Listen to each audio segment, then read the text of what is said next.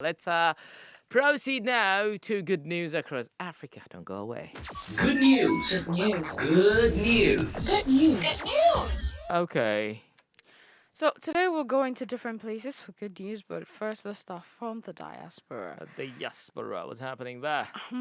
So we actually have an HBCU grad who has become NFL's first black woman referee. Good. All right. Tell us more. I think this is good. I mean, especially in a time where we're actually looking at women and celebrating them. But Maya Chaka is a graduate from Norfolk State University. Okay. And she has made history by becoming the first black woman referee Right. to, the NFL game since 1920. What? When the league was founded. 1920. Yeah. There has never been. Wow. History in the making. Okay. Definitely. Now, she actually started making history Okay. as one of the first women officials to work an FBS bowl game. All right. And she actually used to be a referee for NFL preseason games, but now she'll be a referee for the regular season games. Good. A milestone. And one thing she said was it didn't really hit her when she got it. It just got to her later on when she was actually being interviewed on a show. Like when she saw the introduction, she realized that this is really This real. is really happening. Yeah. Real. Yes, and this is just something that we're always taught to work hard for. And sometimes we just don't stop, to take the time and smell our own roses. Right. So it's a good time for her to stop and just smell her roses. Although she has to work extra hard now since she's, going to be a regular referee for the regular season games. But one thing too is that she is actually from an HBCU, which is super important, and the fact that she's black, and I think it's a good thing, as we celebrate women and stuff. Now, Chaka said that this moment is bigger than a personal accomplishment. It's an Okay. accomplishment for all women, Right. my community, and my culture. Right. So literally she's inspired, and literally she's hoping to become an inspiration to a lot of black girls out there who are looking to working in the NFL, and that whole thing where it's like blacks are not welcome here. She has been able to break through, and she actually broke through two barriers: the fact that she was black and the fact that she's a woman. Super. And what a great time to, talk about this, especially this month. Yeah. So I think she's doing good. I mean, round of applause going to her. Really amazing work there. Now, I don't know have you heard of the stories of people who have been scammed out of their houses? I know. Really. I know the one whereby there's someone out there who sent money to a relative or a friend here to build a house. Oh, if And that's the then case, I've heard a lot of it. They never I mean, actually. I built know a house. guy till date who is still mentally challenged. I don't know if it's the surprise that he met when he got back home. So he actually has an issue right now. Like he's not mentally stable Wow. because of the building he came to meet. Like after Charlie, some people are so But so. actually, they heartless. did build something for him. It wasn't. It wasn't anything to like. He was supposed to invest it, like give it out for rentals and everything, and that can never do anything. That's what I'm trying to say is they actually did build something. But that wasn't what's the money. I know, but I'm trying to tell you that there are people like who when you actually never send- build anything. At least that's better. We know there's nothing. They take the money and have you thinking they actually are building. The picture and of they a use house, it for the themselves. picture that he had of the building he was coming to meet was like 1% out of the whole 100%. So you should imagine. But anyway, tell us about it. The So scam thing. this one happens not here in Africa, but apparently for those in the diaspora, sometimes they actually get scammed. Okay. Homeowners and then people who are actually renting out. They have different ways where you can get a place to sleep or you can rent a place to stay. Yeah. But scam is actually going on. People are being scammed out of their homes. People are losing the places they've rented through different forms of scam. Okay. And we have stophomescams.org, and this is actually a national public education initiative that is led by Neighborworks America. And they have support from Wells Fargo's Foundation, the National Fair Housing Alliance, and the National Foundation for Credit Counseling, which is designed to protect consumers by empowering them to take action to protect their homes and communities from scammers. Oh, right. Uh-huh. Now, the key thing here is for you to know the signs, get the facts, and stop the home scams. And we know with the whole COVID-19 thing, housing security has even become more unsettling for many Americans. I mean, because Yeah. everybody's trying to find a place to stay. Mm-hmm. You can't be going anywhere. You're not supposed to be seen in certain places because True. we're all fighting a pandemic. So it's become a problem. You Right, understand? And right. people are trying so hard to stay in one place. I remember my friend in the state was like, at a point when the whole thing was at its peak was when her landlord Mm-hmm. literally asked her to move out. Oh. And that's a problem. Literally asked her to move out. And he gave her the balance, was like, move out. And this is like COVID-19 time. Where is she going to get a place to stay? It becomes difficult because people are afraid So of what's the accepting reason? people in. He doesn't want her there. That's just it. Well, only God knows what underlying things are the reasons, but that's not a good thing No, it's not. not It wasn't a good good thing at all. to do to your fellow man. It wasn't good at all. Well, So one thing Stop Home Scams is trying to say is they want to emphasize how important it is for you to know the signs of a housing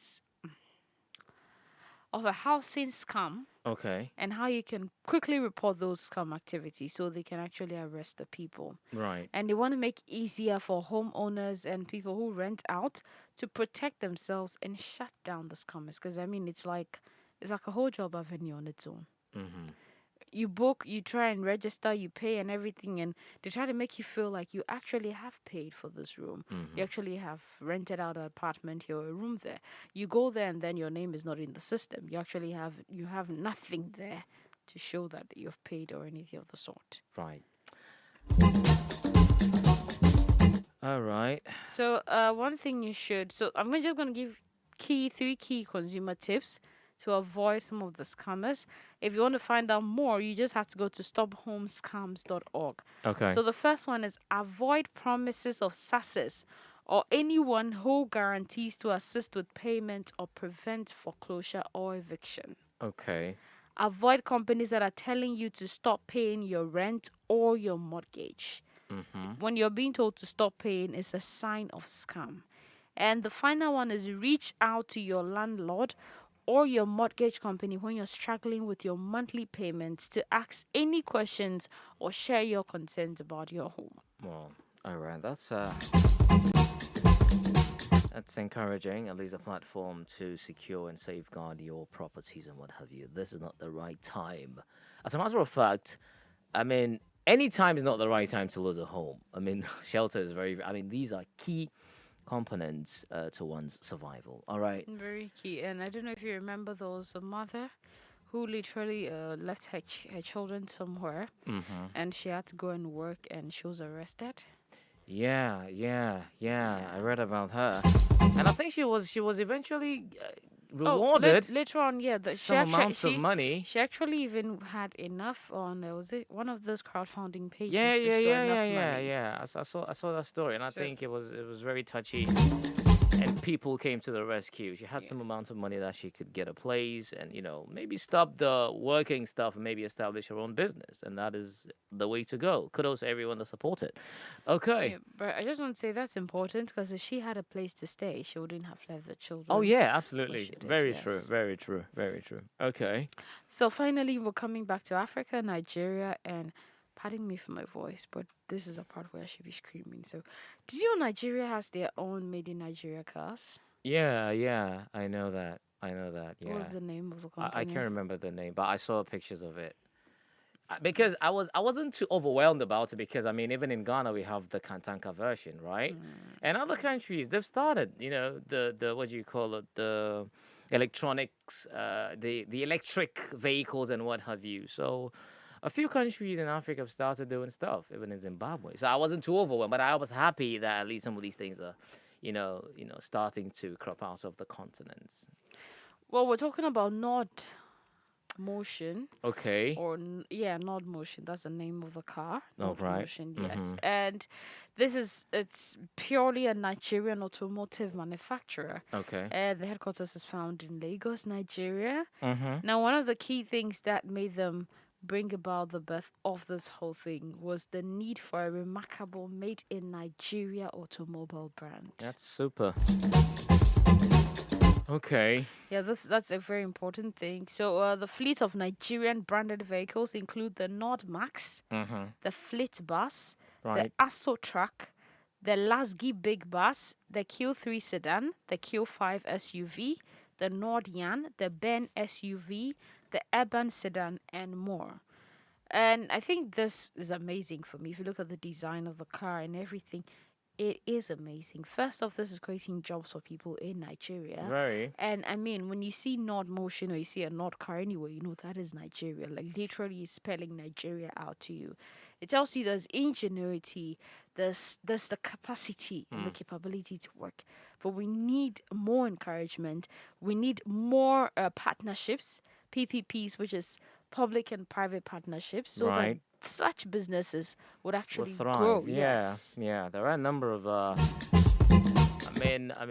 innovation companies out there that could actually come out with stuff like this. Not just the automobile, but other television, electronics in general. But the lack of support and financial stability is another issue. So let's support our own and grow together. Right. Definitely. Now, the vision basically for Nord Motion is to be the Nigerian branded global automotive company Okay. that designs and assembles premium vehicles, premium underlined. Right. Premium. Yes, and at a relatively competitive cost, Okay. Meanwhile, also offering easy access to full ownership. Nice. You know how people take loans to go and purchase cars? Yeah. Like every month for the next maybe 12 months, you're supposed to, or maybe even 2 years, you're paying for a car that, no joke.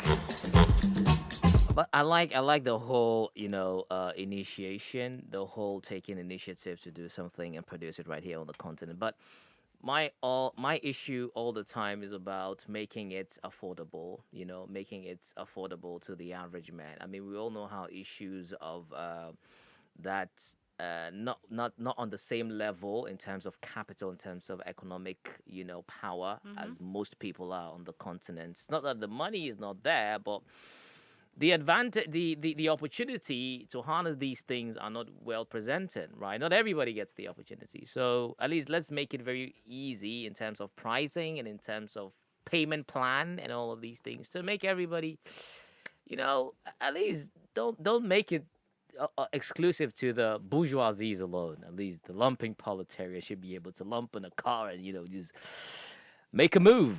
Okay.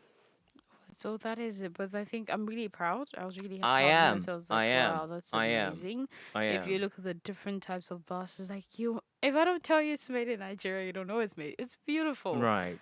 Efficiency and you'll be work surprised is- about what can be produced on the Oh, continent it in can. various A lot of countries things in can. Africa. I just feel that we need the right tools and materials. Yes, and then the right sort of atmosphere. And I think even the attitude should also change towards our own self-made products. Sometimes you see these stuff and people still tell you, I wouldn't go in for this and leave this particular brand. That's we still need to conscientize our minds, man. If not, they will produce the very best of the best and we're still looking out for foreign taste. All right, that's all? That's all we have. Great. The show was Africa Daily on Africa Global Radio, and I am Barry Musa. Interesting conversations with my colleague Epe on good news across Africa. Log on to our website, Africa Global Radio. A whole varieties of good stuff from the continent. Ones that not about, and others that you're familiar, but then we give you more insights into them.